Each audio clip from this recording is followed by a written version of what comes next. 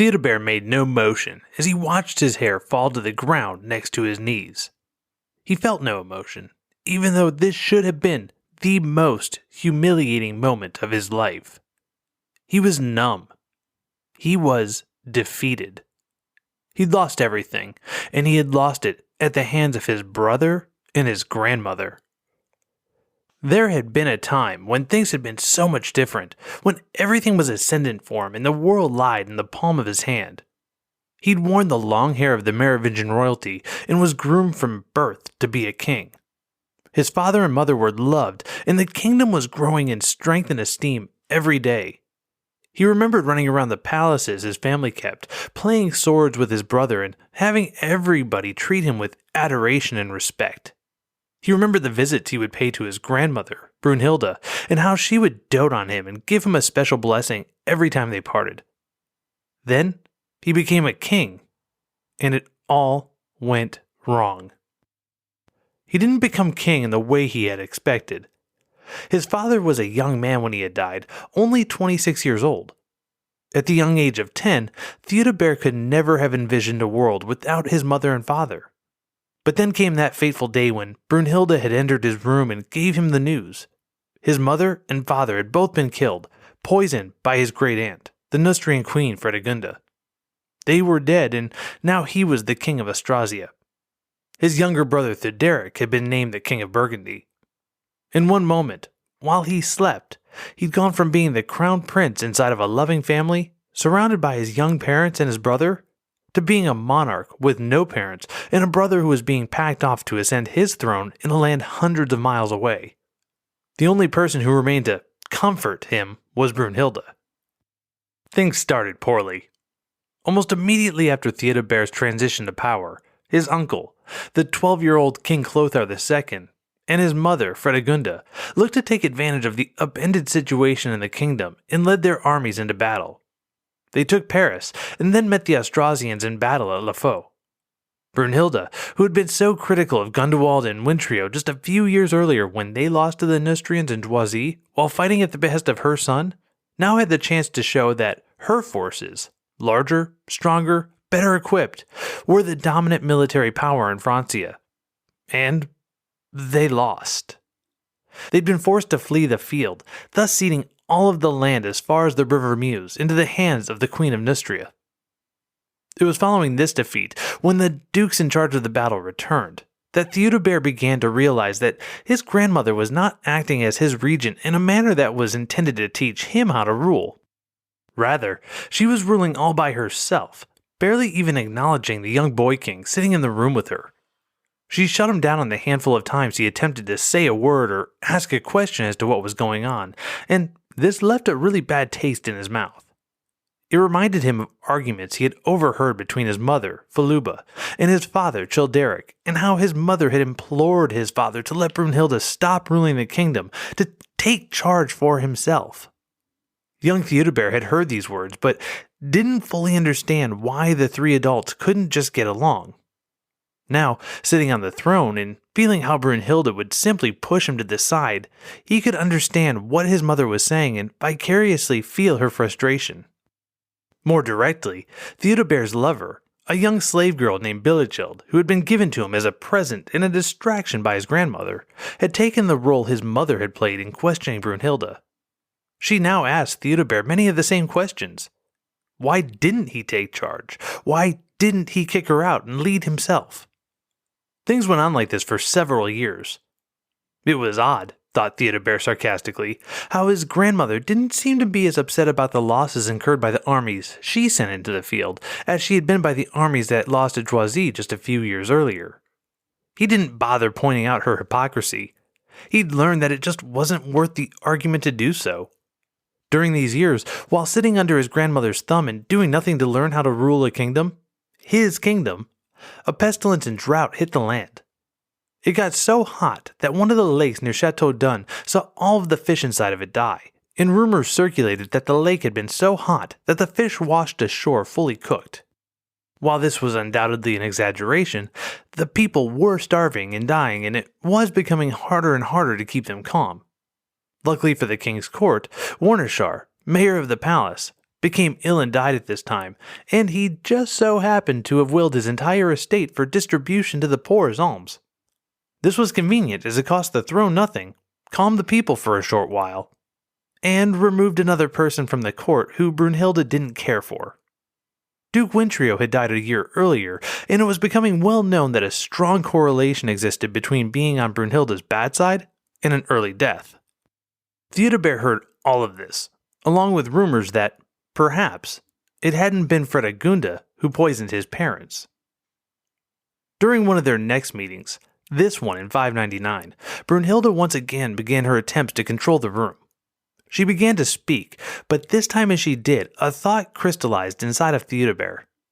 Brunhilda needed to go. She was implicated in the murder of several of his closest counselors, had run a disastrous military campaign, and the affairs of state were in the worst condition anyone could remember. A few more years like this, and the people would almost certainly be revolting, and in the meantime, well, God forbid that Theudebert upset his grandmother too badly, he could end up just like his parents. To avoid this, he would need to act fast and with conviction. He knew what he had to do. "Get out," he said, interrupting his grandmother's monologue to the court. She stopped short, shocked that anyone would have the temerity to interrupt her. "What did you say to me?" "Get out," the king now yelled. "Shut your mouth and get out of this room. Leave this castle and leave this land. I don't care where you go. Just get out." The room froze for an instant, unsure of what to do. The king was the king, but Brunhilda had been in control of the kingdom for so long that it was almost impossible for people to separate the two in their minds. Theudebert broke the silence by calling the guards over to escort his grandmother. He called behind her as she was led away. "You've led our kingdom into ruin and attempted to usurp our power, just as you usurped my father's. I will not have it. I am the king, and I will run my kingdom as I see fit. Now go, before I choose to do worse than simply exile you." That had been the last time Theudebert had seen his grandmother before today. He'd kicked her out of Austrasia in 599, and in the intervening years, she'd installed herself with Theuderic and Burgundy. For these past 13 years, she had instigated battle after battle between him and his brother, and Theudebert had often daydreamed of having chosen to order her execution right there in front of the court on that long-ago day, rather than having had her sent into exile. How things might have been different if he had. Now, 13 years later, Brunhilda finally had her revenge. She'd instigated the battles and rivalries necessary to capture Theudebert. She'd led Theuderic to claim the throne of both Austrasia and Burgundy, reuniting what had been their father's kingdom.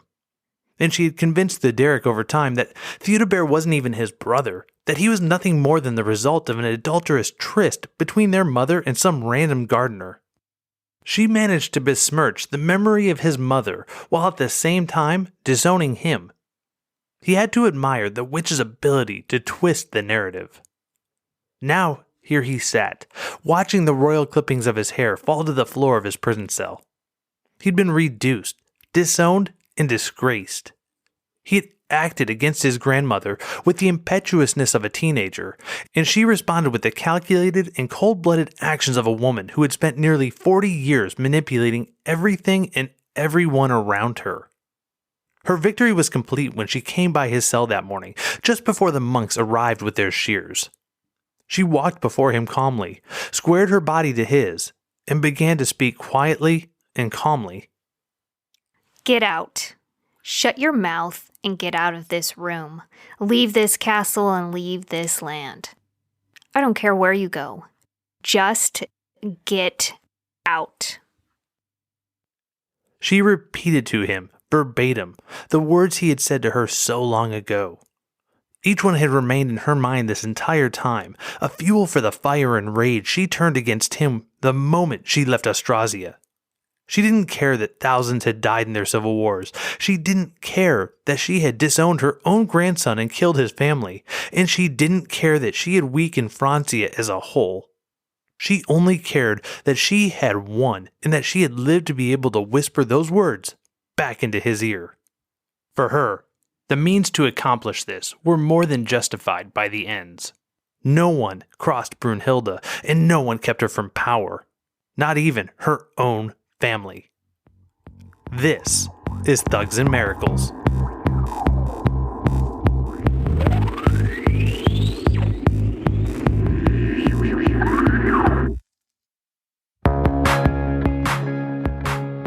Episode 22, My Brother's Keeper.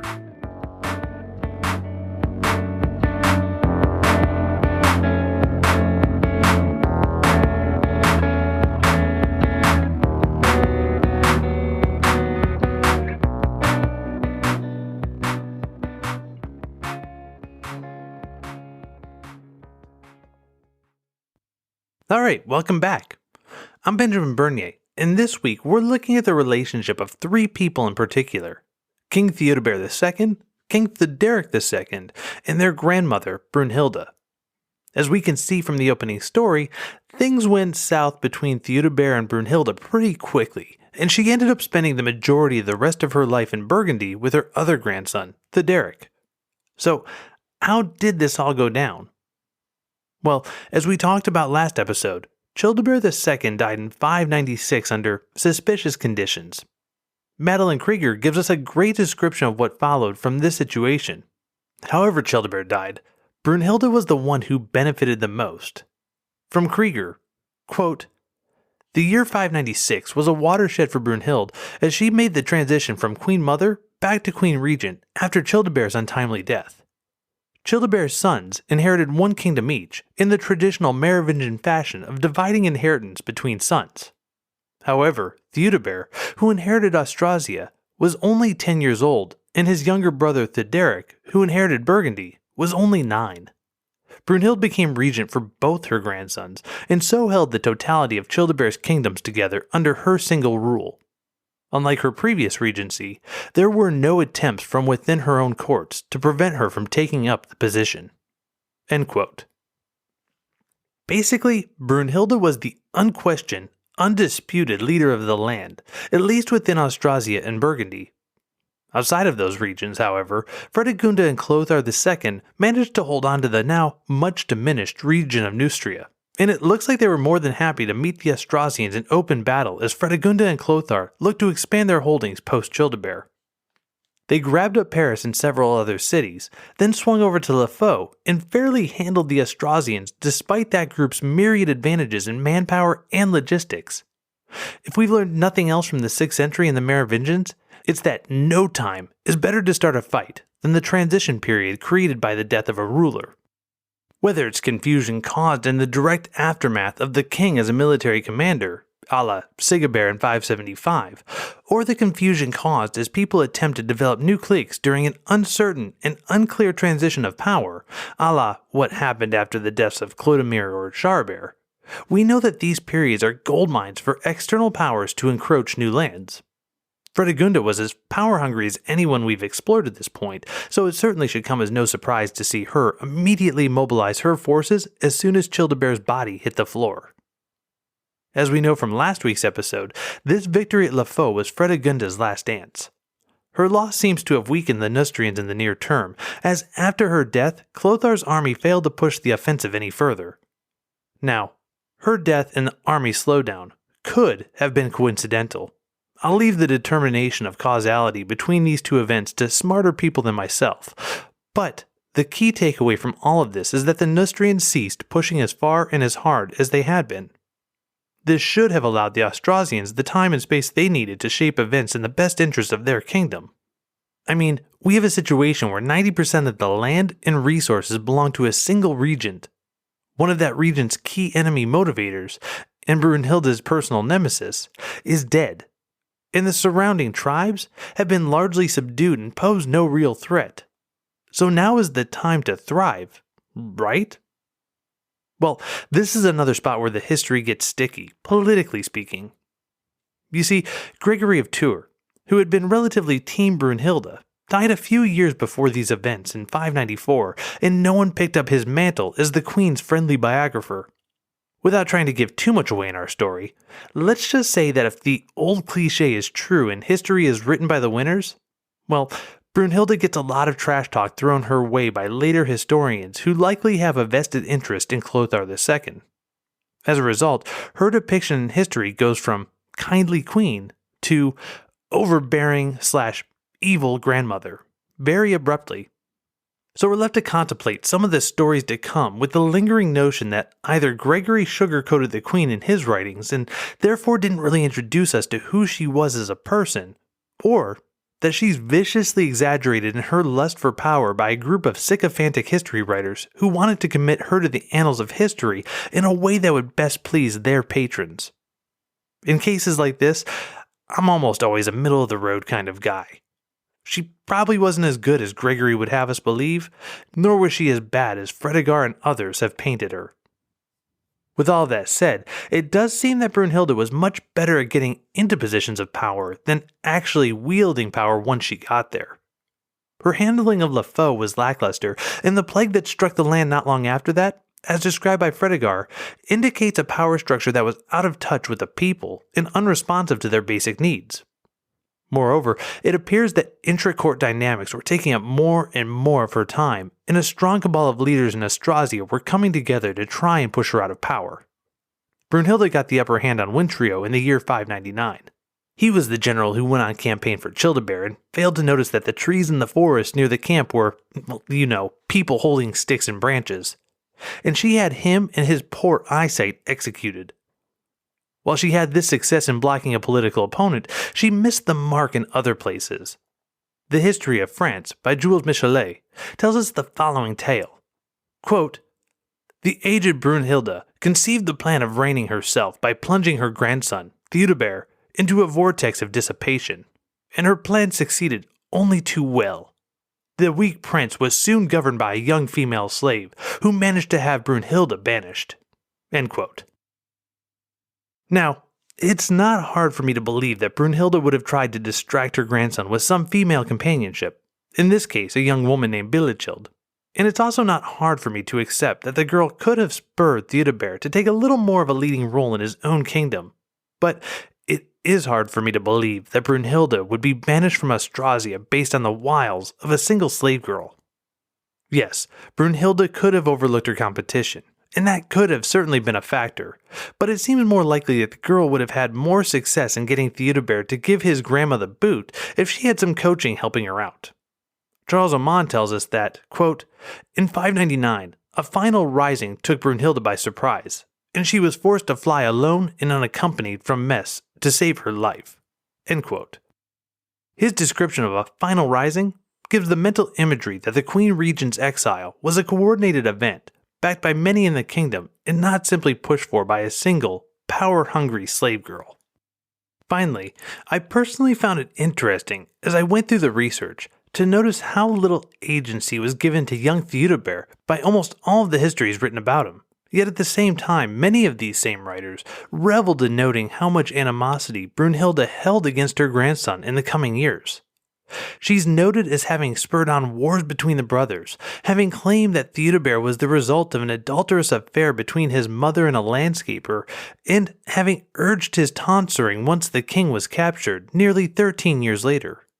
That level of retribution again suggests that Theudebert was culpable in kicking his grandmother out of Austrasia in a way that was more active than simply having been manipulated as a pawn of a strong clique at court or as the easily puppeted plaything of a slave girl. It's entirely possible that Brunhilda was a wicked old lady who easily held a grudge against her own blood relative, but for my money, I find it easier to believe that Theudebert took a very active role in moving Brunhilda along, taking back the throne for himself that she thought she would be perfectly happy to sit in as regent for many years to come. Kids did seem to grow up quicker back then, and it's worth remembering that only a generation or two earlier, Theudebert I was said to have led an army against the first Danish invasion of France when he was only 16. But then again, Theudebert II was only 13 years old when all of the court intrigue we're talking about now took place, so it's hard to imagine the amount of intestinal fortitude he would have had to muster and maintain against Brunhilda to see her all the way through to being thrown out of Metz. I can accept the teenage king having had the initial gumption to stand up to his grandmother, but he would have needed some heavy support behind him to deal with the blowback of such a decision. Anyway, that leads us up to the year 600. Yay, we finally made it through the 6th century. And a very brief period of rapprochement between Theuderic and Theudebert. Charles Oman tells us, quote, "When Theudebert II and Theuderic II grew up and reached early manhood, they united for a moment to attack their cousin Chlothar and to recover from him the lands between the Meuse, the Seine, and the Loire, with Paris, Rouen, and Tours. But soon after, they fell to strife, and it would seem that the old Brunhilda was greatly to blame for its outbreak. She was burning to revenge herself on the Austrasian nobles for the banishment she had endured at their hands, and stirred up the Burgundians to war." End quote. So, what does Oman mean when he says Brunhilda was greatly to blame for the strife between the brothers and that she stirred up the Burgundians to war? Well, it appears that Brunhilda was both vengeful and lustful. And again, as I say that, let's remember that the ancient historians go to attack against any and all women who exercise power in a way they don't agree with is to besmirch their sexuality, chastity, and/or purity. Or, in short, slut-shaming. Despite being a 61-year-old woman in 604, a reasonably advanced age at this point, especially amongst monarchs, Brunhilda seems to have taken a lover by the name of Protadius. Perhaps Protadius was a lover, and good for both of them if that was the case, as their love life really shouldn't be all that much of our concern. But it's equally as likely that he was simply well regarded by the queen, a favorite if you would. As such, she did what she could to get him promoted to the ultimate position of power in Burgundy, short of the king, mayor of the palace. According to Kraft, quote, "Brunhild sent Bertwald, the current mayor, to inspect the territory which was gained during the previous war with Chlothar II in 600. Brunhild was hoping to entice an attack from Chlothar II and sent Bertwald with only a few troops. When Chlothar learned of this, he sent his son and mayor of the palace to attack Bertwald. Theuderic heard about Chlothar's men being in his territory and set out with an army to stop them. In the ensuing battle, Bertwald advanced too quickly and was killed, and according to Fredegar, there Merivik, the son of Chlothar, was captured. Linderic was turned into flight, and the army of Chlothar was cut to pieces in this sword battle. Victorious Theuderic entered Paris. Theudebert II entered into a peace with Chlothar at the villa of Compiègne, and each of their armies returned to their own lands unscathed." End quote. So, Brunhilda used Bertwald as bait. Chlothar II bit, and the ensuing melee saw everything go exactly as Brunhilda would have liked. Her grandson's mayor gets killed, opening up a job opportunity for her good buddy / favorite / lover Protadius. Chlothar's son is captured and his army is cut to pieces, leaving Paris open for Theuderic to take. Everything sounds just about perfect, too good even if you're looking at this from the queen's perspective. And that's when the meddling kid Theudebert comes walking onto the scene uninvited. He signs peace treaties with everybody and completely stymies her chance to have Theuderic press his advantage. Theuderic had the resources, the momentum, and the hostages in the form of the crown prince, yet he chose to stop short because of some diplomatic talk by the boy king who had sent her packing. Who knows how far Theuderic could have gone, and we can see why Brunhilda would have had even more reason to want Theudebert out of power. Fast forward 1 year to 605. Fredegar tells us, quote, "Brunhilda was constantly advising her grandson Theuderic so that he would move his army against Theudebert, saying that Theudebert was not the son of Childebert, but instead the son of a gardener. Protadius, having assisted with this plan, finally the army was marched by the order of Theuderic." End quote. Alright, Brunhilda's finally gonna get her fight. Theuderic's army is ready to go, her boy Protadius is calling the shots, and they are getting ready to tear things up. Except they don't. The troops under Protadius seem to surprise everyone when, rather than brainlessly walking into battle like a group of automatons, they decide that the fight they're about to get into isn't worth it. Fredegar again. Quote, "Theuderic was being urged by his loyal men in order that he enter into peace with Theudebert. Protadius alone was exhorting that battle be committed. Then the whole army of Theuderic, with an opportunity having been discovered, attacked Protadius, saying it was better for one man to die than the whole army be sent into danger. End quote. If this is true, I find it to be truly extraordinary and a sure sign that Brunhilda was losing her grip on power already. Soldiers don't often mutiny, and certainly not for small reasons. Historically, the price for such an act is death, which makes sense given the breach in good order and discipline that such an action causes. So, for Theuderick's men to not only refuse to fight, but then to also murder their commander, the favorite of the Queen Mother, well, it's a bad omen for her. At any rate, Kraft tells us, quote, "The army did not wish to be involved in a war between the two brothers, and their actions were successful because, after Protadius' death, Theudebert II and Theuderic II made peace and both armies went home unscathed." End quote. Alright, the military route didn't work for Brunhilda, and worse than that, she had lost her Protadius in the process. This had to have stung, and so she moved on to a new tactic to vent her rage, one that I like to call Real Housewives of Austrasia diplomacy. As you can likely tell from the name, this next scene is salacious, scandalous, and really won't do much to improve our opinion of Brunhilda. But then again, that's the point, right? These post-Gregory historians didn't want to preserve Brunhilda's good name, and that's how we end up with a scene wherein Bilichild, newly promoted from concubine slave to Theudebert II's wife, got into a pen-pal face-off with Brunhilda in 608. Bilichild wrote contemptuous letters, and Kraft tells us, quote, "Brunhilda responded by mocking Bilichild for having once been her slave." End quote. A meeting was set to bring the two women together so they could try to hash out their differences, but it was called off because the Austrasians were worried that Brunhilda would try to kill their queen somehow. They never did meet, but the level of rancor between the two sides was put on full display. A few years later, in 609-610, Fredegar tells us that, quote, "Bilichild was killed by Theudebert, who took a young girl named Theuderic for his wife." End quote. Fredegar doesn't tell us how Bilichild died or why Theudebert killed her, but it's not a good look for Theudebert, especially the implied overtone that the 24-year-old king already had a new queen in waiting. At least in this sense, Fredegar manages to be equal opportunity to some degree, using the king's sordid love life as a way to slut-shame him. Our final story today comes from the Grand Chronique de France, the 13th century manuscript commissioned by King Louis IX to commit the history of France to paper.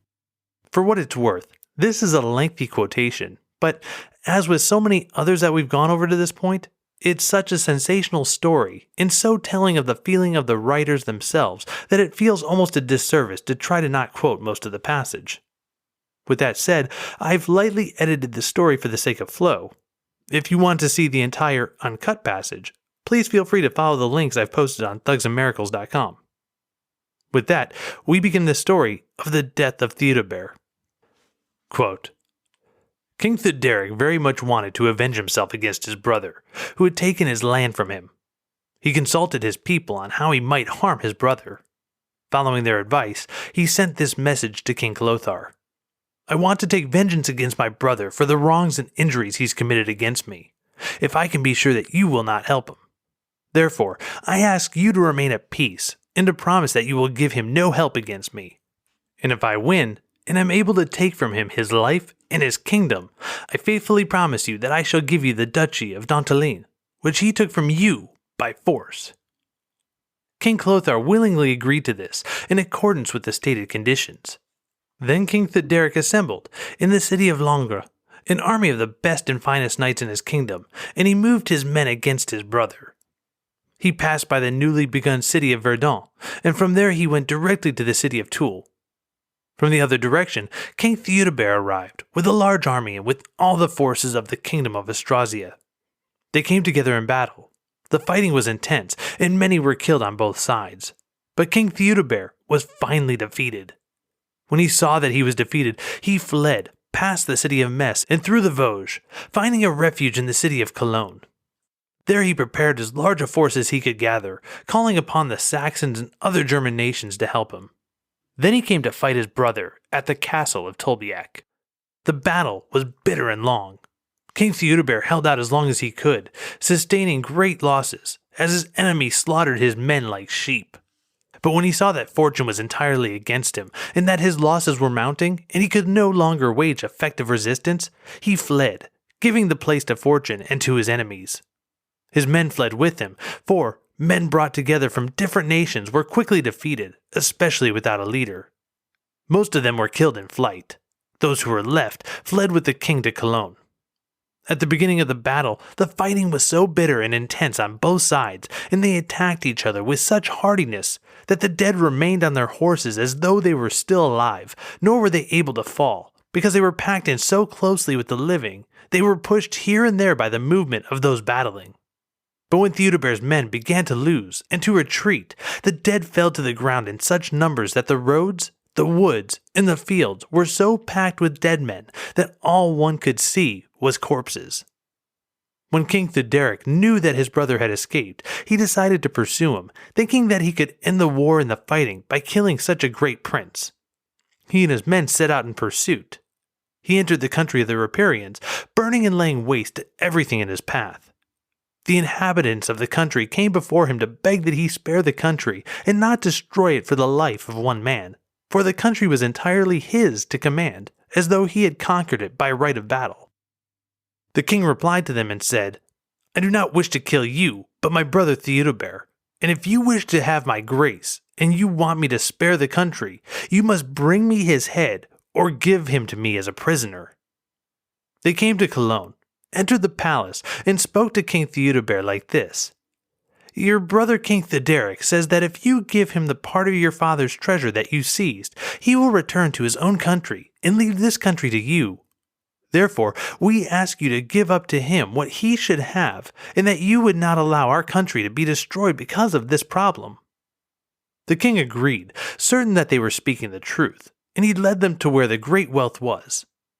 While he was thinking that he would be able to give his brother an amount that would not bother him too much, one of those near him drew his sword and cut off his head, then threw him out below the walls of the city. King Theuderic, who was well aware of what was going on, now entered the city and took the wealth that had been stored up in the treasury over such a long period of time. Then he made all the leading men of the city come before him in the church of Saint-Gérion to receive homage from them, compelling them to both pay homage to him and to swear fealty. When he had arranged everything as he wished, he left, loaded with great spoils, and bringing with him his nephews, the sons of his brother, and their sister, who was very beautiful. He came to Metz, where he found Brunhilda, his grandmother, who had come out to meet him. She took the children, King Theudebert's nephews, and killed them immediately. She struck Merovius, the youngest of all, who was still in his alb, so powerfully with a stone that she made his head fly. End quote. Alright, on that incredibly grim note, we're going to end for the week. We have two different yet similar versions on the death of Theudebert. Whether he was tonsured, sent to a monastery, and then executed a week later, or had his head cut off outright by his own people, the result is the same. Theuderic II was now in control of the entirety of Austrasia and Burgundy, less the Duchy of Dentilly, which he had offered Chlothar for the latter's king's lack of involvement in the battle between the two brothers. Beyond the death of Theudebert, we've also now seen the complete and total break of Brunhilda away from anything holy, pure, or good. She is at this point resting in the hands of historians, happy to paint her as having fallen to the dark side, capable of murdering children with such vehemence and force that she would be able to dash the head off of an infant. Her own great-grandchild at that. I don't think there's any more concrete way of describing someone as evil than that. So we head into next week. Theuderic's in charge, Brunhilda is at his side, and Chlothar remains marginalized in the small but not dead yet kingdom of Neustria. In the next episode, we'll find out just how far Brunhilda can push her will, and we'll see how people react when they finally have a chance to lash out against a lifetime of power, governance, lust, and revenge. Alright, as always, the music used for the show comes from Josh Woodward and includes his songs Bully and Lafayette.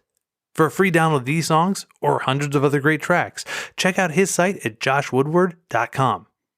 Notes on this episode, a list of sources, an updated monarchy/family tree, and also a list of other great history podcasts are all available online at thugsandmiracles.com. Be sure to sign up for the free email list so I can keep you up to date with all things T&M and announcements on new shows. Speaking of email, you can write to me at thugsandmiracles@gmail.com. You can hit me on Twitter at thugsandmiracle with no S on the end, or you can leave a comment on Facebook and Instagram at thugsandmiracles. As always, we love reviews and ask that if you're enjoying the show, please take a moment and put up 5 stars on your podcast player of choice, and also be sure to pass this along as a suggestion to a friend or on social media to all of your history buddies. We appreciate you and the support you've given us in helping us to grow so far.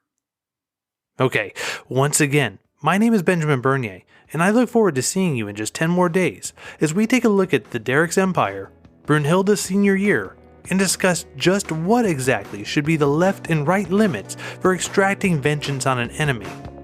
I'm willing to bet that Chlothar II has a much different idea on this topic than most of us. We'll find out exactly how different in our next episode of Thugs and Miracles.